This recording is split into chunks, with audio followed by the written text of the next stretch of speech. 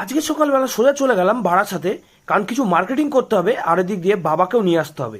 তাই প্রথম বারাসাতে গিয়ে দেখি পুরো ফাঁকা, তো ওখান থেকে সোজা চলে গেলাম মাছ বাজারে, যেখানে বড় বড় ভেটকি মাছ আর এদিকে পাবদা মাছ রয়েছে। তো ফাইনালি বাবার সাথে দেখা হয়ে গেল, দোকানের সামনে দাঁড়িয়ে ছিল। তারপরে ওখান থেকে আমরা সোজা কালী মন্দিরের উল্টো সাইডে একটা দোকানে এসে দাঁড়িয়েছিলাম, কিন্তু যার রোদ পড়েছে উফ! আর ততক্ষণে বাবা এদিকে কেনাকাটা করছিল। কেনাকাটার সাথে সাথেই আমাদেরকে গাড়িতে মালটা তুলে দিল এই দাদুটা।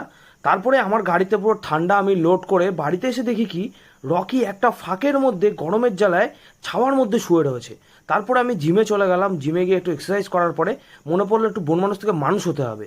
দেন তারপরে একটু নিজেকে একটু মানুষ মানুষ ফিল হচ্ছিল। তো এইদিকে দেখি বন্ধুদের মধ্যে যে যার মতন মানে ভুঁড়ি বের করে শুয়ে রয়েছে।